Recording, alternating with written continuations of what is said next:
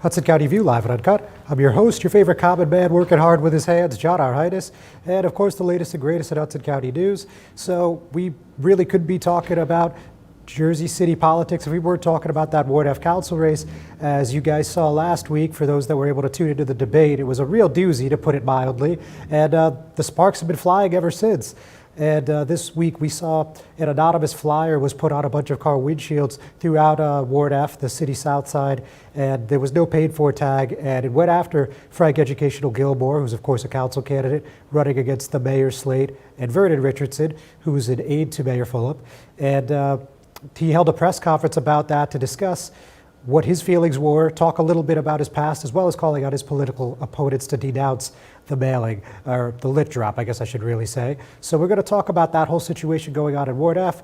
And again, as we hit this crescendo of this election season, we're going to talk about the New Jersey Election Law Enforcement Commission, because that's, of course, the campaign finance committee that oversees everything from that perspective in these local elections. So, of course, Team Fulop still has a lot, between the mayor's account and their team account. They have about 1.56 million, but we have some independent challengers that did pretty well too, so we're going to talk about that.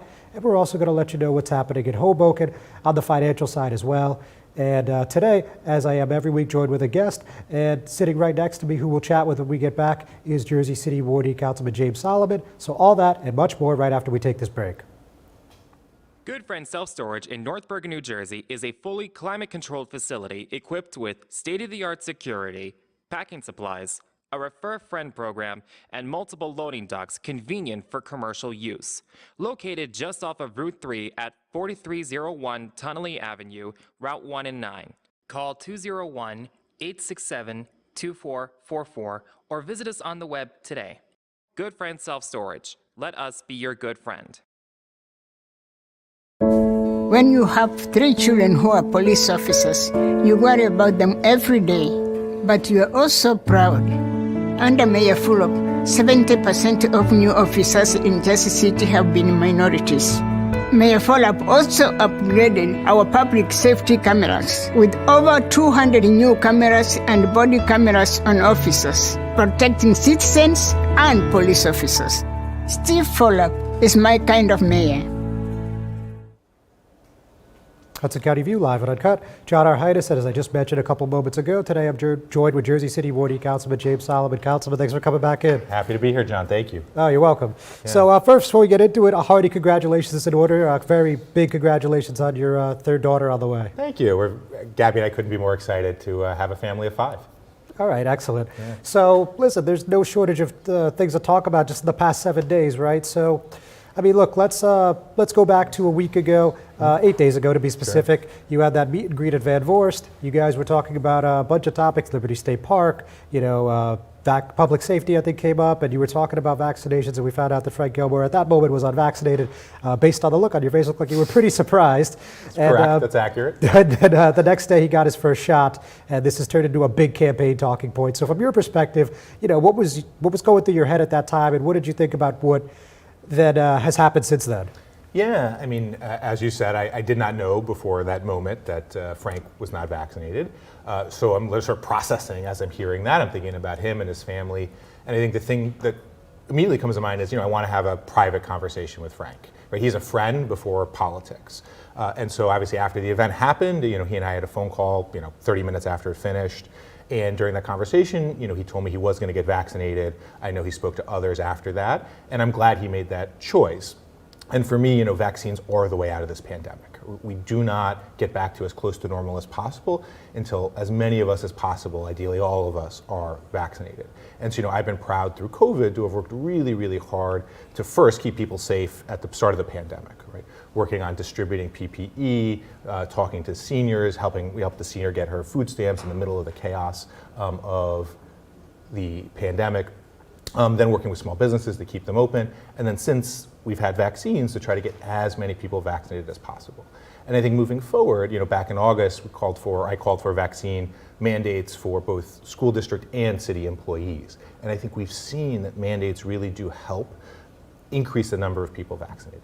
So I'm really glad that Frank made the choice to get vaccinated the next morning, and I think my goal and my commitment is to try to get as many people in Jersey City vaccinated as possible.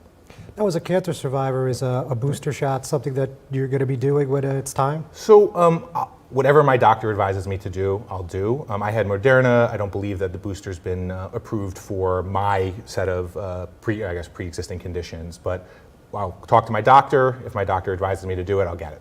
All right, simple enough. Yeah. So let's move on. Let's talk a little public safety. Obviously, you've been someone who's been talking about civilian complaint review boards for at least a couple years now, right? Yep. And we saw in the gubernatorial debate on Tuesday when the governor was asked if he would sign that bill, Angela McKnight's bill, that would give subpoena power to these boards. He basically gave a non-committal answer. Yep. He said that it's a case-by-case basis. So what's your reaction upon hearing that?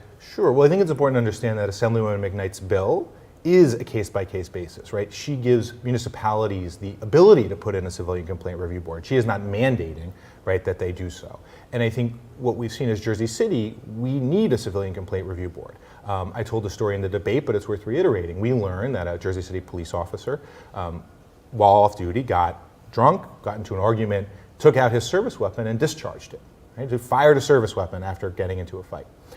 He wasn't removed from the force, he was simply suspended. And we only learned about all of this because of a separate criminal or civil investigation.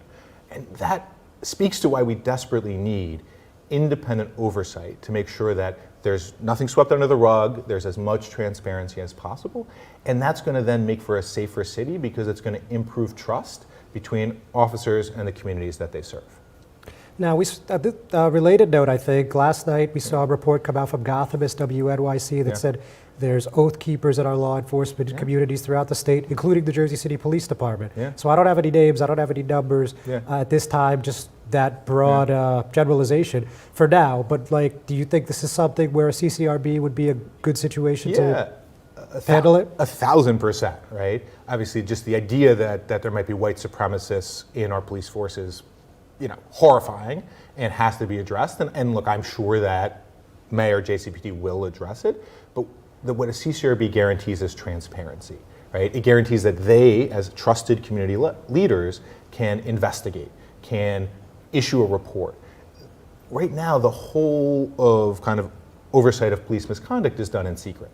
And I don't think anybody would go back and redesign or would first choose to design a system with this much secrecy. So I think the revelation that there may be oath keepers in our force is exactly another reason why we need independent community board to oversee allegations of misconduct for JCPD. So if there is ample evidence today or next week or next month that there are members of the oath keepers on the JCPD, do you think they should be suspended immediately? Yeah. You can't be part of a white supremacist organization and serve in Jersey City. Fair enough. All right, so that's a good time to take a commercial break, but we're not done yet, folks. We'll be right back. Burns Brothers Memorials, Monuments, and Markers, 787 Tunley Avenue, Jersey City. Hudson County's only monument maker, serving all faiths and cemeteries. Design studio and large inventory on site. Cemetery inscriptions and custom orders welcome. Burns Brothers Memorials, Monuments, and Markers, 787 Tunley Avenue, just south of Secaucus Road. Craftsmanship that will last for all eternity. Burns Brothers, Jersey City, Albert H. Hopper, North Arlington. Visit us on the net. Consumer Carpets, 3408 Kennedy Boulevard in the Jersey City Heights, your one-stop store for residential and commercial floor treatments, carpeting, linoleum, tiles, laminates, hardwood floors, area rugs, remnants, all major brands, all in stock. Free estimates, same-day installation. Consumer Carpets, it's savings, selection, installation. Credit cards and debit cards accepted. Financing available. Consumer Carpets, price to fit your budget, installation to fit your schedule. On the net at consumercarpets.com. Consumer Carpets, Jersey City, 201-792-2712. Hudson County View, live and uncut. John Arhitis, and still with Jersey City Wardy Councilman James Solomon. So Councilman, let's switch gears yet again. Let's talk about the 6th Street embankment. So this is something on the council agenda tonight, and I know you guys are considering condemnation. The 6th Street embankment, I mean, this is something that Jersey City's been looking at for, what, the better part of 3 decades?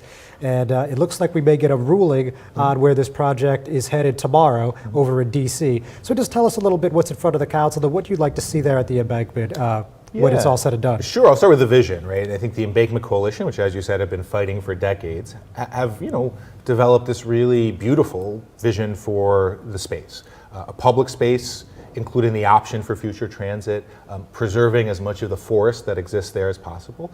And we've seen thousands of people move to downtown, 20,000 in the last decade, and we haven't built the open space necessary to accommodate those folks. So the embankment is a core piece of making sure that downtown is the livable community that we want and deserve. It's obviously been in litigation for a very long period of time, and the rail company Conrail has been not a great negotiating partner over the last year and has led us to this legal process. What the city is doing is putting all of the properties that would encompass the embankment into one redevelopment plan. And that creates a sort of, I don't know what the phrase would be, but unity, right? That we see a vision for all of these properties together as a public space. And that's an important step forward. And if the Surface Transportation Board does not rule in our favor, putting all the properties in a redevelopment plan will help us better negotiate with them in the future. But my commitment is 100% clear. That will be a public space for the people of Jersey City. I know folks have waited a long time, but I think everybody is aligned on making that happen for the residents of downtown and all of Jersey City. Okay, very good. So let's talk election politics a little bit. So your opponent, in short, said at the debate, it is said online, press releases, basically that you have accomplished very little in your first term, and you've taken credit for other people's accomplishments and have done little more than obstruct on the council. So what do you think in terms of those criticisms? Yeah, I think that voters in downtown see a clear track record of success, and they couple that, for me, with independence from real estate developers. So we've worked with the administration. We worked to pass the legislation regulating Airbnb and then win the campaign. We've passed legislation to keep small businesses open by regulating big tech companies in Silicon Valley who are taking 30 to 40% of every order from our restaurants during the pandemic via delivery apps, right? I have worked on getting Civilian Complaint Review Board and trying to fight for that in Trenton and in Jersey City. So there's a real track record of major accomplishments, but I've been able to do that while remaining independent from the real estate industry. And I think what my opponent really wants to do is bring us back to the way that we've planned and developed downtown for the last 2 decades, in which we built and built and built, but didn't have the infrastructure to keep the community livable or affordable, didn't have the schools, the parks, the affordable homes, and which developers donated to the politicians and then negotiated with the very people that they had donated to. And I don't think that's the right direction for downtown. I think that would be a mistake to go back to the old development politics that we had 10, 20 years ago. And I've been really proud in my time to have advanced projects that will deliver a new elementary school, new light rail station, new homeless shelter, core infrastructure, but doing it all without the tax breaks that we relied on for decades and that harmed property taxpayers in downtown. And he's also been critical about the Saddlewood Court project. He said that basically you flipped and you didn't hold the developer tough on that one. So what do you think about that perspective? Yeah, I mean, there's a reason why we haven't had a new elementary school in downtown for years, right? We planned 20,000 new people came to downtown. Where were those kids going to go to school? Right? There was no plan in place. That's what developer-driven planning looks like. Units and units and units and no infrastructure. So we didn't even have land set aside for an elementary school. And so many families are leaving downtown, right, because their kids are in 35 kids in a first grade classroom. So getting that elementary school was crucial. It's $30 million just for the school, let alone the land which we're going to have after the project is complete. And that school is going to keep so many families in downtown. So I think that's an extraordinary accomplishment and one that I'm proud to run for re-election on. All right, so if re-elected, how do you see development in Wardy for the next 4 years? And any particular projects you would like to help get to the finish line, let's say? Well, I think there's core infrastructure that we need. And so 3 main things. One is we need new park on the waterfront. That's where we've seen the bulk of the new population growth, not enough green space. Hoboken built a Pier C out on the water. I think that's the exact type of thing we can look to do in the waterfront. Second is we need another elementary school.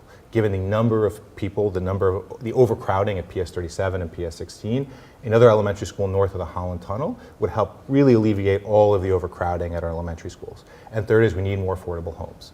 So I put a plan out that's going to triple the number of affordable homes built in downtown in the next 4 years than in the prior decade, using city-owned land as a subsidy. Thank you, Councilman. Any final thoughts before you decide to call it a day here? No, I just appreciate the time to offer my vision. I guess maybe one final thought is, if you're still undecided, I ask for your vote for re-election on November 2nd. And if you have any questions, please reach out. I want to earn your support. Councilman, thank you so much. Always a pleasure to have you. Thank you, John. I appreciate it. You're very much welcome. Thank you for watching, ladies and gentlemen. We're not done, but we are going to take another break. We'll be right back. Ford made their first all-electric SUV a Mustang. Rapid acceleration, reactive handling, 300-mile range. You control how it feels and how it sounds. It knows you. It dials into your preferred settings. It has an array of driver assist technology. Cameras and sensors enhance your awareness and provide you with additional control. But it's more than cutting-edge technology. It's the spirit of it. It's a Mustang. Newport, the luxury waterfront community on the Hudson River, offers a quality of life you deserve in one of our many high-rise towers. With amenities such as the on-site Newport Path, light rail, Newport Town Square, 3 playgrounds, dog run, upscale restaurants, retail giants like Kohl's, JCPenney, Macy's, and Target. Morton Williams and Acme Supermarket are just outside your front door. A health and fitness center, skating rink, and medical facilities are also on site. Enjoy the New York skyline from our waterfront and various parks. Manhattan is just one path stop away, or a quick ride through the Holland Tunnel. Nursery and private elementary schools all on site. 12-screen movie theater at the Newport Center Mall. Looking to visit? Stay at the Westin or Marriott Hotel. For more information, visit us at newportnj.com. Make lasting memories to cherish forever. It's incredible. It's you, Newport. Live like you want. Did you know Jersey City was one of the first in the country to take action on the coronavirus? Face masks mailed to everyone. The first to offer free COVID testing. And Mayor Fulop also got direct cash relief to help residents pay rent and small businesses stay open. Now he's working to vaccinate as many residents as possible, with vaccine centers in every neighborhood and free Uber rides for seniors. Steve Fulop is my kind of mayor. Hudson County View live and uncut. Shout Our Highness. So let's talk about some of this controversy in Ward F that I spoke about at the beginning of the program. So there was an anonymous flyer that went out that was late Tuesday evening into late Monday evening into early Tuesday morning, and it was a very tough attack on Frank Educational Gilmore, as he's spoken about numerous times in the past. In his youth, both as a teen and as a young adult, he was arrested multiple times, and he did go to prison at one point, and he has since turned his life around. He's been on the Ellen DeGeneres show. He got a $50,000 gift from the program due to his work in the community, becoming a youth mentor and coach after that, it's rough time in his early life. So with that in mind, the flyer claimed that Gilmore has been arrested 41 times, and it claimed that he's committed some pretty horrific crimes, I guess you'd have to call them. They were talking about attempted murder, they were talking about armed robbery, weapons charges, drug dealing with minors, things of that nature, and there was no paid for tag. So, interestingly, before we heard from Gilmore just yesterday, we actually heard from the Board of Education President, Musab Ali, via Twitter, and he said the content of the piece is bad, but what's worse is that there was no paid for by on the literature. There needs to be an immediate investigation by the New Jersey Office of the Attorney General, the Jersey City Police Department, to start collecting surveillance evidence immediately. So, that's a pretty definitive take from the Board of Education president. He's not running for re-election, and he's not involved in the council races, so it was interesting to see him jump in on this. To my knowledge, he doesn't even live in Ward F either. And he said at the end, I should say, it doesn't matter if you support or oppose Educational Gilmore, everyone should denounce this kind of bottom-of-the-barrel campaign tactics, which are also illegal. So, with that context in mind, at the press conference, Gilmore came out swinging. I mean, he said, I want to hear Mayor Fulop, and everyone on Team Fulop basically denounced this flyer. So exactly what he says, I'm asking Mayor Fulop and the entire council to denounce this form of racial politics. This Willie Horton style of racial politics has no place here in Jersey City. We cannot go back and forth with retaliatory efforts doing unethical things to those individuals responsible for disseminating this information. Michelle Obama said it best, when they go low, you have to go high, he said to applause from the crowd. So the presser went on for a little over 20 minutes, and we still don't have any clarity who did the flyer. It doesn't appear that any investigations have been opened up, but we did get to see quite a bit of standing and trading once again in this council race. What do I mean by that? So what I mean is we heard that let's campaign spokesman Phil Sabinski basically slammed Gilmore, and I'll just read it to you. Team Fulop follows all state election laws, and we would never release a piece of media without it having a proper paid-for line and without the expenditure being disclosed on campaign filings. It's unfortunate that many of our opponents, including Frank Gilmore, are instead ignoring state election law and refusing to file mandatory finance reports that show how their campaigns are funded and how they are spending their money. This basic level of transparency should be a bare minimum requirement for a candidate for office, and any candidate who refuses to disclose who is funding their campaign should be disqualified in the eyes of voters. So, if you're not familiar, the New Jersey Election Law Enforcement Commission released all the municipal filings for the state on Tuesday, right after the holiday, and Frank, along with mayoral candidate Lewis Spears, did file. And as of today, they still had not filed. So, with that said, also during the press conference, it's worth noting that Gilmore specifically said that he had been arrested 41 times. He had not been, convicted of selling drugs, using kids to sell drugs, handgun possession, or stalking. So there is a public record that shows that A. Frank Gilmore was arrested for employing juveniles in a drug distribution scheme on January 29, 2004. But with all that in mind, we also heard from Jermaine Robinson, and he doubled down hard and said basically said everything on this flyer is 100% true. He has not talked about how he employed black children to sell drugs for him, using them as a shield for his criminal ambitions. He has not talked about his attempted murder, aggravated assault, armed robbery, and the selling of drugs on school property charges. I think it's disingenuous to feed the public a sanitized, PG-rated story when the reality is that he damaged many families in this community. So as you can see, this is getting extremely personal, and this Ward F race, they never are, but at this time in particular, really not for the faint of heart. And finally, we also heard from the candidate in Ward F, Vernon Richardson, who you saw last week, if you were able to catch the debate that I moderated, was not shy about hitting Robinson or Gilmore, and that remained the same here. He said that the fact that the flyer had no paid-for tag was silly and heavy-handed, but he also, like Robinson, said that it appeared to be totally true. He has been putting the same messaging out as part of his rebirth. It would have been beneficial for him to put this out, to have someone make the statement that on the surface appeals to be factually true, and to him be this thin-skinned about it speaks volumes about what he brings to the table for the community. So again, extremely personal race. Obviously, the fists are flying and guys are getting hit hard, and we're still about 2.5 weeks out, so we can only imagine what's going to happen when we get to the final days of the campaign. Ward F is, of course, as I just mentioned, a 3-candidate race, so a possibility of a runoff December election is there.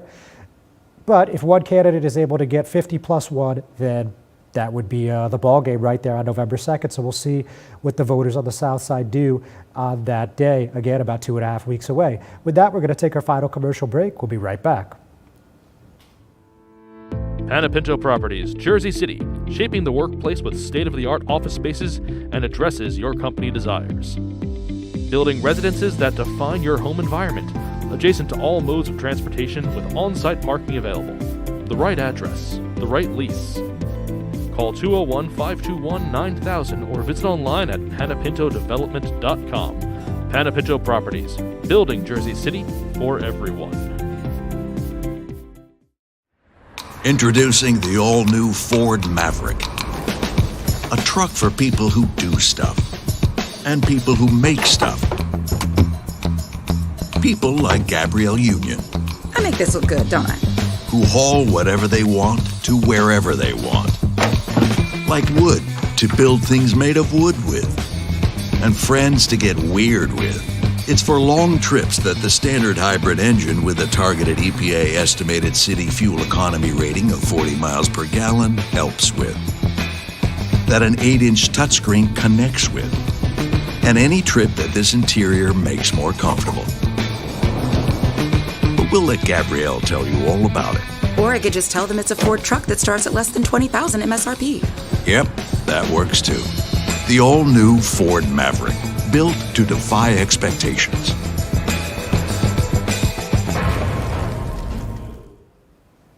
Hudson County View, live and uncut, John Arhitis. So I do want to talk to you about these ELEC reports out of Jersey City and Hoboken. But first, quickly, I just wanted to talk about a bunch of mutual endorsements that came in the past week.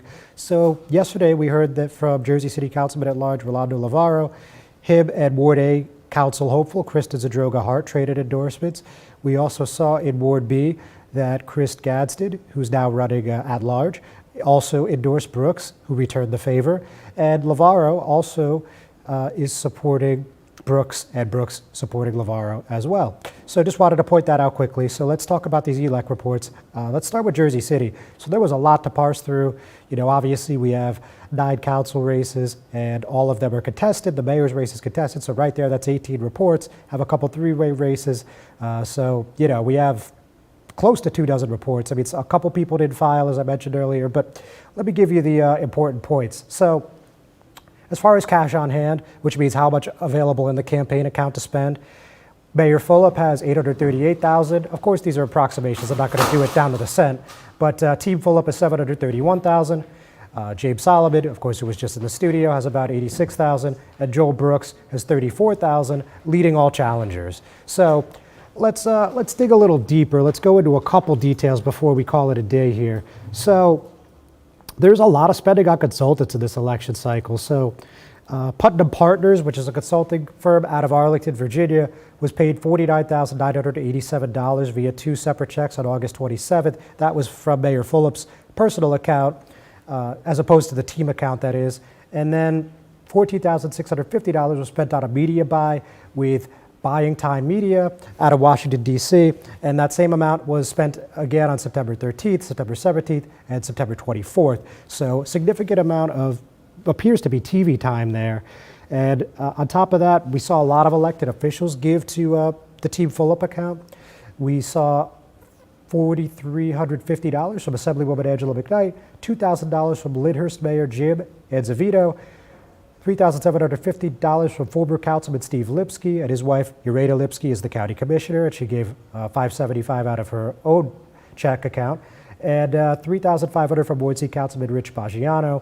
And I could go on, but we're running short on time. So let's, I think the most notable thing, if you're watching these races closely, which I suspect you are if you're watching this, is that this is the first quarter, you know, this is the third quarter fundraising totals that Joel Brooks, the Ward B challenger, had more cash on hand than Tom Zupa, one of the 2 challengers in Ward C. So Brooks has $34,759.43 cash on hand, while Zupa has $24,694.04, according to those ELEC reports filed on October 4th and 5th, respectively. So it's interesting, you know, Brooks has gotten a lot of press recently from some statewide publications on top of the locals, and there was actually an attack mailer that went out against him saying that he wanted to defund the police. I believe that just went out today. It hit mailboxes Thursday. So, you know, Ward B is certainly a race to watch too on top of F, and Ward C is certainly going to be interesting. That's a 3-way race just like F, so there's the potential for runoff there with Zupa, Councilman Rich Baggiano, and Kevin Bing. So really quick, just talking about the Hoboken elects, obviously not as exciting because there's no mayoral challenge, but Team Bala and the mayor's account, they have about $171,000. The Independently Together account, which is the one challenging slate, that's Cheryl Fallick, Sheila Brennan, and Paul Presenzano, they have about $20,500. So all interesting stuff. You know, not a whole lot of fundraising in this third quarter in Hoboken. At least for the incumbents, like we only saw maybe 15 to 16,000 come in, and we saw the mayor give 20,000 from his account, and Jabor put 5,000 from her personal campaign account to the team account. We also saw a $313 donation from 3rd Ward Councilman Mike Russo to Jabor. So with that, we're going to call it a week. Thanks for tuning in. We'll see you next time.